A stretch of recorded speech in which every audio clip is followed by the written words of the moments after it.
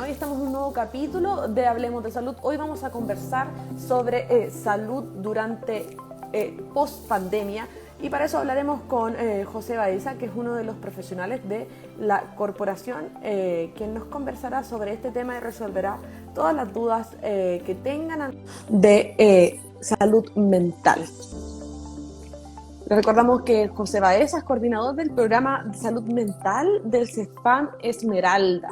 Por lo tanto, si ustedes tienen dudas al respecto de cómo volver a reintegrarse a la sociedad luego de una pandemia, de estar completamente aislados como estuvimos durante mucho tiempo por esta pandemia contra el COVID-19, si ya se vacunaron y ya pueden salir afuera, recuerden que pueden volver a reintegrarse a la sociedad, y si tienen algún tipo de problemas lo vamos a conversar hoy día para saber un poco sobre esto. Mientras esperamos al profesional que se contacte con nosotros, los invitamos nuevamente a dejar sus consultas, sus dudas para que puedan resolverlas durante esta transmisión que tenemos hoy día. También aprovechamos de saludar a todos los vecinos y vecinas que se han unido a esta transmisión. Pero ahí estamos, por fin. Hola José, ¿cómo estás? Hola, mucho gusto. Lo logramos.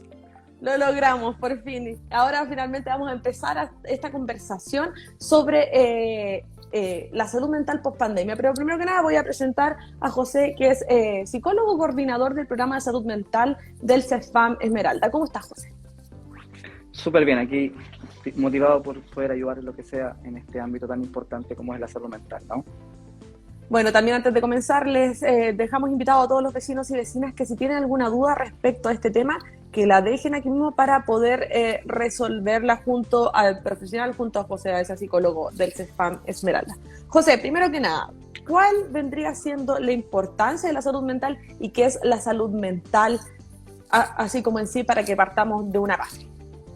Súper, sí. Mira, es importante que antes de responder lo que es la salud mental, primero esclarecer lo que es la salud, ¿no? Porque hay que mirar esto como un todo principalmente. Se va a hacer importante que desde lo que menciona la Organización Mundial de la Salud, la salud en cierta medida es un estado de bienestar general que en cierta forma no solamente físico, mental y social, que no es la ausencia solamente de enfermedades, ¿no? Sino que también es una decisión, es un comportamiento generalizado en cierta forma. Y bajo esa lógica se despliega la necesidad de también hacer esa diferenciación en lo que es la salud mental, ¿no? La salud mental hoy en día, y como se ha descrito en mucho tiempo, ¿no? Es un ámbito sumamente importante en lo que significa el poder funcionar, ¿no? En los procesos internos, cognitivos, afectivos, emocionales que las personas van generando producto de su historia, producto de el día a día y cómo van funcionando también en el desarrollo de sus propias capacidades, ¿no? Entonces la salud mental viene siendo un componente importante del componente mayor que es la salud, pero que nos permite principalmente poder funcionar, poder alcanzar estados de bienestar general y poder estar atentos al día a día. Ahora, ¿qué vendría siendo el tema de salud mental? ¿Cómo podemos preocuparnos de nuestra salud mental post-pandemia? Sí, es importante ahí poder mirarse de una manera diferenciada, porque de aquí como una orientación general a la población, no podemos mirarnos comparativamente en base o comparándonos desde hace 2 años atrás. Actualmente estamos viviendo un proceso de adaptación de algo que nunca nadie en nuestra vida había vivido, que es una pandemia, en donde lo que se ejerce principalmente es la incertidumbre, el miedo, la duda. Entonces, pensar que o buscar el poder funcionar como yo funcionaba antes, a veces quizás puede ser una batalla un poco difícil o un poco perdida, porque ya ninguno de nosotros es igual a como éramos antes, ¿no? Somos personas que actualmente estamos viviendo post periodo de pandemia, entonces el poder funcionar va a determinar también de cómo nos hemos adaptado a ese proceso. Hay algunas personas, por ejemplo, que han logrado adaptarse desde el punto de vista de definir una nueva forma de vida. Muchos han cuestionado también el estilo de vida que estaban llevando. Y por otro lado, y mucho más importante, recién, y tuvo que suceder quizás, ¿no? Lamentablemente, una pandemia para poder poner en primer punto, ¿no? La importancia de la salud mental y cómo esta influye en que podamos funcionar. Entonces, hay una diferenciación en cómo estamos funcionando hoy en día a cómo lo habíamos hecho quizás hace unos años atrás sin pandemia. Hemos estado adaptándonos en un proceso de crecimiento, de comprensión también de todo lo que sucedió, también de todas las ansiedades y las angustias que pudo haber significado el haber vivido en una época pandémica. Claro, exacto. La gente ha cambiado sus rutinas, su manera de trabajar, su manera de vivir, incluso hasta sus maneras de comer, consumir alimentos, todo esto debido a esta pandemia que tuvimos. Ahora, ¿cómo poder volver a las rutinas? ¿Cómo poder, si yo tengo que volver a mi trabajo físico, cómo volver a este trabajo físico? ¿Cómo poder levantarme todas las mañanas, tener que vestirme? Porque, como muchos sabemos, muchos trabajaron online mucho tiempo, con pijama, en la casa, sin mayor responsabilidad, por ejemplo, en cuanto a la vestimenta. Entonces, ¿cómo poder volver a esta rutina? Súper, sí, yo creo que hay que hacer una diferenciación importante ahí también, y eso es un punto no menor. Hoy en día también se demanda una adaptación en el estilo de trabajo. Muchas de las profesiones, muchos de los trabajadores volvieron a su trabajo de manera digital. Otro aspecto importante de adaptabilidad, porque hace unos años atrás en Chile era muy poco visto el trabajo digital, ¿no? Muy poca gente se dedicaba a trabajar de forma remota. Hoy, de manera, si lo podemos decir poco profesional, achoclonada, tuvimos que volver a trabajar de forma digital muchas profesiones, muchos trabajadores. Entonces, eso también demanda otro tipo de adaptación. Como tú muy bien decías, muchas personas en cierta medida tenían que adaptar sus espacios familiares. Ya la casa no era vista quizás como un contexto protegido o desconexión de lo laboral, sino que también tuve que adaptarme, ¿no? Adaptar un espacio, adaptar mi casa, mi familia, mi funcionamiento en el ámbito laboral. Entonces también se hace importante poder revisar eso. En cierta forma, cómo poder volver, lo más importante, y creo que la palabra más transversal de todo esto es la adaptación, pero también la comprensión de sí mismo. Muchos momentos no vamos a poder al 100%, no vamos a poder rendir como quizás rendíamos antes. Y el poder permitirse muchas veces no poder, yo creo que es fundamental para adaptarse bien. Los tiempos, lo paulatino, que creo que es la palabra que es transversal en esto, es súper significativo, porque si antes me levantaba motivado, ¿no? Motivado con muchas ganas a trabajar, hoy en día se hace mucho más complejo porque estoy adaptándome a un cambio súper importante que tiene que ver con un efecto pandémico. Entonces, mi primera orientación quizás, y también que le digo a los usuarios, primero es la permisividad, ¿no? Permitirse muchas veces que no va a ser a una velocidad rápida, que va a ser lento, que de a poco yo voy a ir volviendo a poder adaptarme a una realidad, a una forma de funcionamiento que es nueva para mí. Y por consiguiente no puedo ser muy autoexigente o autocrítico porque es nuevo para mí, ¿no? Es un conocimiento nuevo, una forma de moverme de manera diferente. Por consiguiente hay que ir lento, adaptándose, mirándose y constantemente monitoreándose a cuadros clínicos importantes como sintomatología ansiosa, angustia, temáticas depresivas. Van a ir ocurriendo claramente porque me voy a ir encontrando con, en cierta forma, mi día a día, y además paralelamente sobreviviendo a una pandemia. Y eso es súper importante que la gente pueda entender, y que puede sonar un poco un cliché, pero somos sobrevivientes a una pandemia, a un acto, a un evento súper traumático en la vida de todos nosotros. Exacto. Nuestra vida cambió radicalmente. Entonces no podemos mirarnos como nos mirábamos o cómo funcionábamos hace unos años atrás, porque primero hay que adaptarse a ese cambio radical y luego volver a la estructura que yo vivía hace unos años atrás. Exacto, como tú dices, es un cambio radical. La gente en muchos trabajos también perdió privacidad, que es un tema bastante importante. Perdió privacidad, también perdió rutinas, también perdió incluso familiares. Entonces, ¿cuáles crees tú que son los mayores problemas en cuanto a psicología y salud mental que está teniendo la gente en este momento, ya después de la pandemia, que aún continuamos en pandemia, pero ya más volviendo a la vida normal, como se le llama? Sí, mira, ahí yo te puedo hablar quizás como más desde mi rol como coordinador o como profesional acá en el CESFAM. Hemos visto un crecimiento súper importante en el nivel de complejidad por la que la gente se acerca a consultar. ya no es la típica, que obviamente no le quito importancia, pero es otro nivel, ya no es la típica conflictiva emocional, ¿no? Conflictiva del sentido de vida, ¿no? O de alguna problemática específica, traumática en el ciclo vital. Hoy en día estamos llegando a niveles en donde los trastornos ansiosos, por ejemplo, se acrecentaron, yo me atrevería a decir que casi un 100%. La gente está teniendo dificultades para adaptarse a la problemática del día a día. Ya las crisis de angustia, las crisis de pánico explotaron en todo el sistema familiar, en todo lo que significa vivir constantemente. Entonces, hay una creciente demanda de lo que es la salud mental y lamentablemente hay a nivel quizás más orgánico, más estructural, todavía estamos al debe, ¿no? Como a nivel país, con lo que podemos entregar a la población. Porque acá, por ejemplo, se nos va generando que rápidamente se nos llenan las agendas.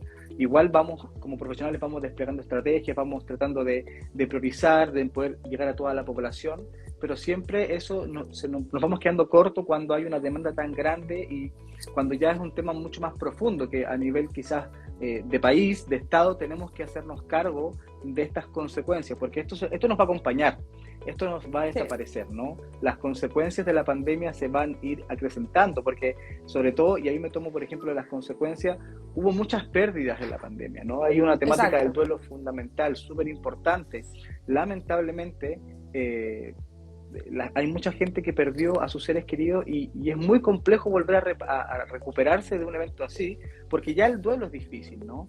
Ya la temática del duelo es compleja, es un proceso, hay ciertas etapas que uno tiene que ir transitando, pero perder además un duelo, o vivir un duelo, mejor dicho, en una temática como es una pandemia, genera una incertidumbre tremenda, porque no sé cómo sobrellevar esto, ¿no? Si bien sé que es un duelo, sé que hay etapas, sé que me tengo que permitir, obviamente, la pena, la tristeza, ¿qué viene después, además de haber perdido una persona en un evento tan nuevo como es una pandemia?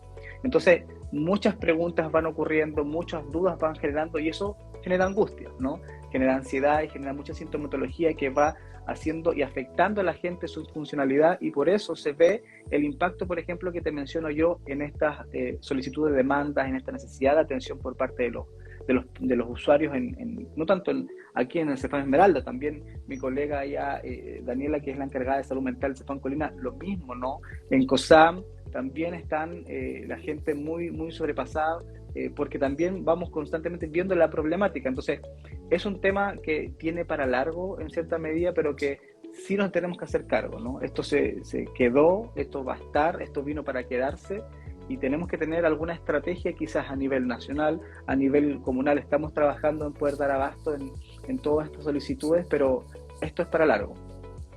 Claro, exacto, como tú dices también el tema de ya parientes fallecidos, no se pudo ir muchos no pudieron ir a los funerales. No solamente uno quiere a los parientes directos, sino también quiere, por ejemplo, los abuelos, a los tíos, a los primos, y mucha gente no pudo asistir a los funerales de ellos, y eso también tiene que ver con los problemas que están teniendo post pandemia. Pero también aquí uno de los vecinos nos dice: tuve COVID, estuve 12 días en la clínica y la pasé horrible. Sin duda, lo que dice el psicólogo es verdad. El día a día ya no es igual, hartas secuelas post-COVID. Ahora, tomándome lo que dice aquí el vecino, ¿cómo poder sobrevivir o sobrellevar las secuelas del COVID? Porque no solamente afectan físicamente, sino también psicológicamente. Muchas personas con problemas tanto para respirar, hay gente con problemas para caminar, hay gente que desarrolló muchas problemáticas debido a un caso de COVID muy profundo. ¿Cómo puede la gente sobrellevar estas secuelas? Sí, yo creo que ahí, respondiendo a lo que menciona el vecino, es cierto, hay un cambio súper radical en la funcionalidad, eso es un hecho. Cualquier enfermedad, en cierta forma, sobre todo de una índole tan invasivo como es esto, va a generar un cambio a nivel comportamental y va a depender de las herramientas propias de cada uno de nosotros y las estrategias de afrontamiento, cómo le podamos hacer frente. Pero aquí como un factor no menor, algo tan nuevo, ¿no? La temática de la novedad, de la incertidumbre que es lo que es una pandemia, influye mucho más en cómo yo me adapto. Primero, quizás transmitir a las personas, puedo pecar un poco de esperanzador, pero somos personas adaptativas, somos seres adaptativos, nos vamos a adaptar. Tarde o temprano vamos a lograr desarrollar la adaptación que necesitamos. El tema, y como lo mencionaba anteriormente, y que es súper importante que la gente pueda comprender, es lo paulatino, es el permitirse, el ser muy respetuoso consigo mismo del proceso de adaptación. Claramente hay demandas externas, laborales, familiares, el tema de las lucas y un sinfín de cosas que influyen en que yo tengo que funcionar. Y eso es lógico, no podemos tapar el sol con un dedo. Pero sí hay que tener la comprensión del proceso paulatino de adaptación. No apresurarse a poder hacer lo que antes yo hacía, porque justamente en esa desesperación claramente no lo voy a poder hacer un 100, de ahí voy a caer en una dinámica angustiosa. Pucha, ¿por qué no lo puedo hacer? O, ya, antes yo lo podía hacer. Pasa mucho en consulta que la gente viene mucho con esa crítica, ¿no? De sí mismo. Pero es que yo no era así. Yo no podía, yo antes hacía todo esto. Sobre todo las señoras, yo antes hacía todo o hacía muchas cosas o ayudaba en esto o trabajaba en esto y hoy día no puedo y eso me angustia. Obviamente que la va a angustiar porque si, como decía al principio, si entramos en una dinámica comparativa de lo que éramos antes, siempre vamos a perder. Siempre, porque antes no teníamos una pandemia, un evento traumático como lo es la pandemia para generar un cambio, ¿no? O un proceso diferente al de antes. Entonces, primera orientación, no hacer la comparación como lo mencionaba anteriormente, y lo otro, lo paulatino y lo adaptativo. Como le decía, nos vamos a adaptar, tarde o temprano nos vamos a adaptar. Si yo no me puedo adaptar o me estoy demorando mucho, ahí tengo que pedir ayuda y ahí tengo que empezar a buscar estrategias en base como a mi propio desarrollo interno, ¿no? En cómo poder adaptarse a estas nuevas, estos cambios, ¿no? Este nuevo proceso de conocerme a mí mismo también, porque es una nueva forma, no es un rol diferente. Ahora soy una persona quizás papá, pareja, trabajador, que ahora además tiene encima un evento traumático como es una pandemia. Claro, aquí hablando de exactamente el mismo tema, dos vecinos nos preguntan cómo sé que tengo estrés y también qué hábitos a diarios pueden hacer que yo reduzca el estrés y la ansiedad después de este tiempo. Súper, muy buena pregunta. Yo creo que es fundamental ahí y lo que siempre les decimos a los usuarios y lo que hacemos en psicoterapia también, los psicólogos, tiene que ver con el autoconocimiento, ¿no? Con el poder comprenderse a sí mismo, porque alguien que sabe cómo funciona se mueve más estratégicamente en la vida, ¿no? Muchos autores hablan que la inteligencia no es saber cosas, sino que es la capacidad de adaptarse a las dificultades que van apareciendo. Entonces, ¿cómo saber que tengo estrés? Cuando yo empiezo a perder cierta funcionalidad. Y el estrés, si bien es una palabra que ha sido muy trastocada, porque algunas veces tendemos, ¿no?, a bajarle un poco el perfil al estrés. No, si estoy estresado o no creo que sea estrés, no, porque no me pasa nada, no me duele nada, no me siento cansado. Y eso es lo complejo del estrés, porque el estrés muchas veces es muy invisible o tiene que ir generándose como un acumulo de sintomatología, muchas veces física, para yo decir recién que estoy mal. Y ahí es importante tomar la conciencia de que lo biomédico, ¿no? Lo físico es importante, pero también lo psicológico, el bienestar, lo emocional es tanto más importante. Una crisis de pánico, una crisis de angustia es tanto más invalidante como una fractura en un brazo, una fractura en un pie. Porque las personas que han vivido, por ejemplo, y que tiene que ver con la pandemia, muchas crisis de angustia, crisis de pánico, se invalida, pierde la funcionalidad. Hay una sensación tan psicofisiológica, tan desgarradora que invalida completamente el funcionamiento. Entonces, el estrés tiene que ver con eso. Cuando yo empiezo a ver que estoy fallando en algunas funciones, en algún funcionamiento en mi día, por ejemplo, llego al día o vivo mi vida esperando siempre que sea el viernes, siempre que sea el sábado, porque al final, y la pregunta que siempre yo parto haciendo a los usuarios es como, ¿usted está viviendo o está sobreviviendo? ¿No? Preguntas que la idea principal es abrir y generar esta dinámica de mirarse, ¿no? De poder decir, sí, parece que la forma en la cual yo estoy llevando mi vida, la forma en la cual yo estoy pensándome a mí mismo, me está enfermando, ¿no? Yo me estoy generando muchas veces la dificultad, pero también hay muchas otras variables que influyen, los determinantes sociales que vemos en salud, por ejemplo. No sirve de nada que yo me levante todos los días, haga ejercicio y tenga una mente positiva si no me alcanzan las lucas. No sirve de nada que yo tenga o me agarren de estas miradas súper positivas que tú puedes. Sí, claramente yo puedo, pero también tengo que pensar, por ejemplo, en que tengo que alcanzar para pagar los gastos para poder hacerme cargo de esto. Entonces, son variables multifactoriales las que influyen en los bienestar. Y por eso yo creo que principalmente en base a la temática del estrés es importante el monitorearse, el darse un espacio, generalmente puede ser después de la jornada del día a día, acostarse, mirar el techo y decir ya, ¿cómo estoy yo? ¿Cómo estoy realmente? Si no lo puedo hacer yo, la interacción social es súper importante. Mi pareja, mi amigo, quien sea que esté ahí, mi familia, me puede decir, ¿saben qué me pasa esto? ¿No? Me estoy viviendo esto. ¿Será algo anormal? ¿Le pasa a alguien más? Porque también en el ámbito interaccional yo también me voy conociendo y también me voy sintiendo acompañado, ¿no, hijo? ¿Sabéis qué? O no pareja, yo también me estoy sintiendo así porque hoy, mira, pensé que solamente me pasaba a mí. Y eso también es súper significativo para ir bajando las angustias. El estrés va a estar, y el estrés principalmente hay que hacerse cargo, porque cuando yo tengo alto nivel estresor, concretamente influye en mi sistema inmunológico, baja el sistema inmunológico, me enfermo.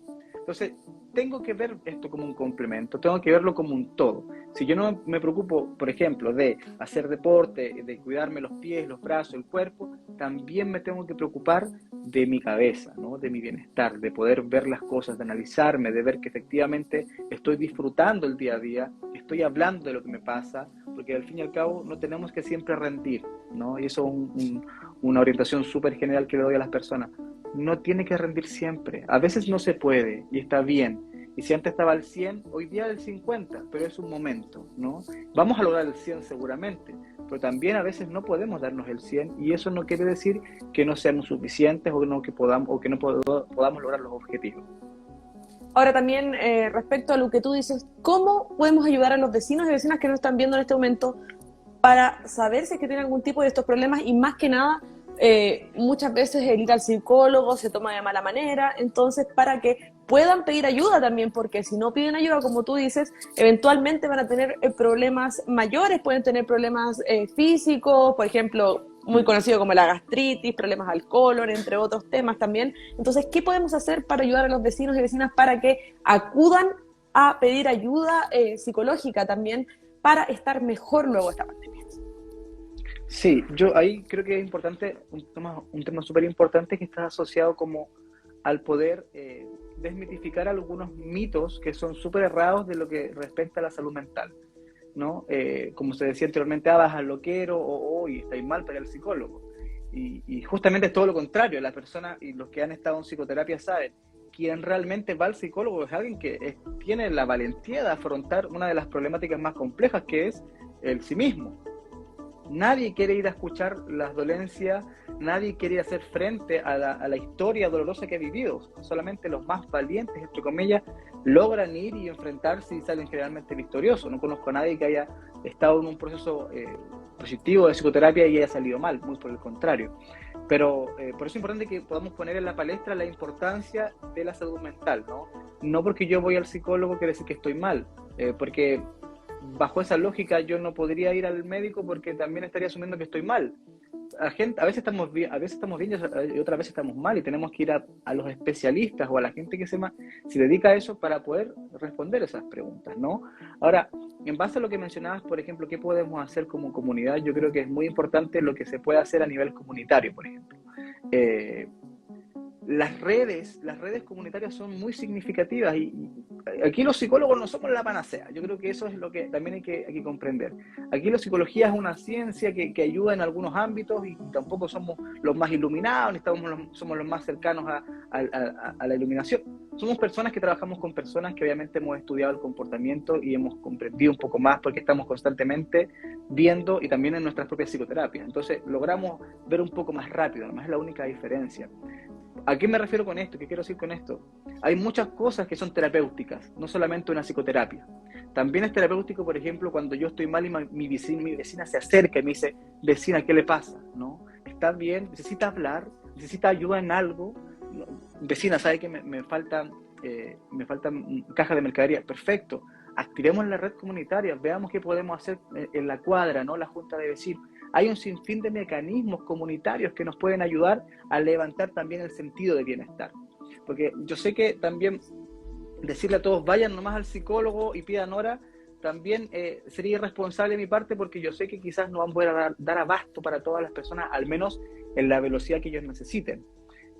Sí es importante ir al especialista cuando yo siento que no puedo, ¿no? Cuando yo siento o cuando ya he desplegado estrategias y he tratado de hacerle frente y aún así no logro hacerle frente, claro, ahí es importante yo poder ir a consultar, pero también es importante que puedan saber que todos tenemos las herramientas, ¿no? La psicoterapia principalmente lo que hace muchas veces es mostrar que tenemos las herramientas, no es recordar que tenemos las herramientas.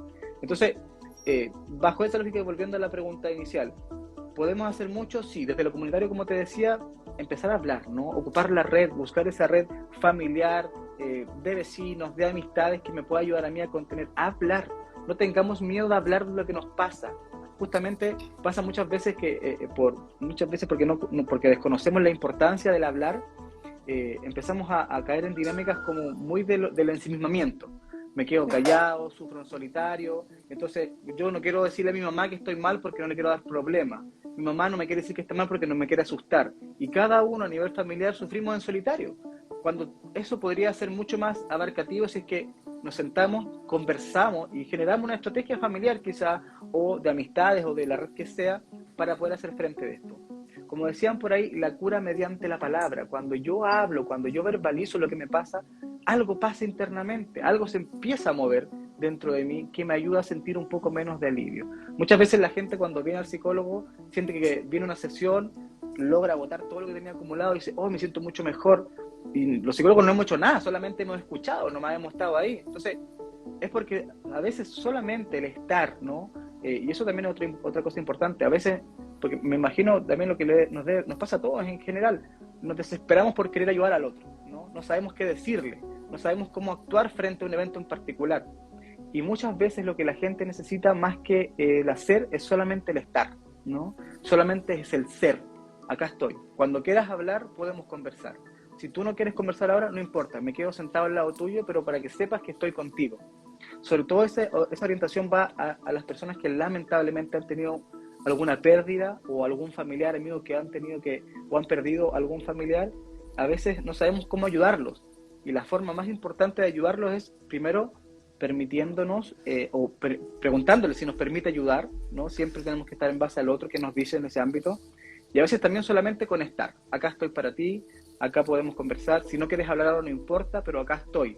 Acá hay una vía de escape, ¿no? Acá hay alguien importante en ti, en tu vida, y que está preocupado de tu bienestar. Entonces, podemos hacer mucho a nivel comunitario, podemos hacer mucho a nivel familiar, principalmente mostrándonos disponibles.